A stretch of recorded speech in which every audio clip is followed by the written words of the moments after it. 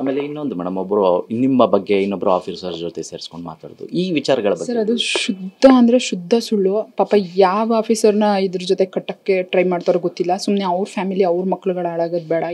ಯಾರನ್ನ ಕಟ್ತಾರೋ ನನಗೆ ಗೊತ್ತಿಲ್ಲ ನಿಜವಾಗ್ಲೂ. ನಾನು ಯಾವುದೇ ಆಫೀಸರ್ ಜೊತೆ ಗೋವಾಗೆ ಹೋಗಿಲ್ಲ. ನಾನು ಗೋವಾಗೆ ನನ್ನ ಫ್ಯಾಮಿಲಿ ಬಿಟ್ಟರೆ ಬೇರೆಯವ್ರ ಜೊತೆ ನನ್ನ ಫ್ರೆಂಡ್ಸ್ ಜೊತೆ ಕೂಡ ನಾನು ಹೋಗಲ್ಲ ಗೋವಾಗೆ. ಸೊ ಇದನ್ನು ಯಾಕೆ ಟಾರ್ಗೆಟ್ ಮಾಡಿ ಹೇಳ್ತಾರೋ ನನಗೆ ಗೊತ್ತಿಲ್ಲ. ಅದಕ್ಕೆ ಅವರೇ ಉತ್ತರ ಕೊಡ್ಬೇಕು ಸರ್. ಈ ಥರ ಕ್ರಿಯೇಟ್ ಮಾಡಿ ಅವ್ರಿಗೆ ಏನು ಖುಷಿ ಸಿಗ್ತಿದೆ ಗೊತ್ತಿಲ್ಲ. ಅದೇ ಹೇಳಿದ್ನಲ್ಲ, ಕೇಸ್ ವಿಷಯವಾಗಿ ಈ ಥರದ್ದೆಲ್ಲ ಫ್ರಾಡ್ ಅನ್ನೋ ಥರ ಪಟ್ಟ ಕಟ್ಟಿದ್ರು. ಈಗ ಅದಾಯಿತು, ಈಗ ನನ್ನ ಕ್ಯಾರೆಕ್ಟರ್ ಬಗ್ಗೆ ಪಟ್ಟ ಕಟ್ತಿದ್ದಾರೆ. ಅವ್ರಿಗೆ ಏನು ಖುಷಿ ಅದನ್ನು ಅವ್ರು ಮಾಡಲಿ. ನಾಳೆ ದಿನ ಅದು ಸತ್ಯನ ಸುಳ್ಳ ಅಂತ ಗೊತ್ತಾದಾಗ ಅಟ್ಲೀಸ್ಟು ಅವ್ರಿಗೆ ಬೇರೆ ಇನ್ನೆಲ್ಲೂ ನೋವು ಕೊಡುತ್ತೆ ಗೊತ್ತಿಲ್ಲ. ಅವ್ರ ಆತ್ಮಸಾಕ್ಷಿಗಾರು ಅದು ಚುಚ್ಚುತ್ತೆ ಅಲ್ವಾ.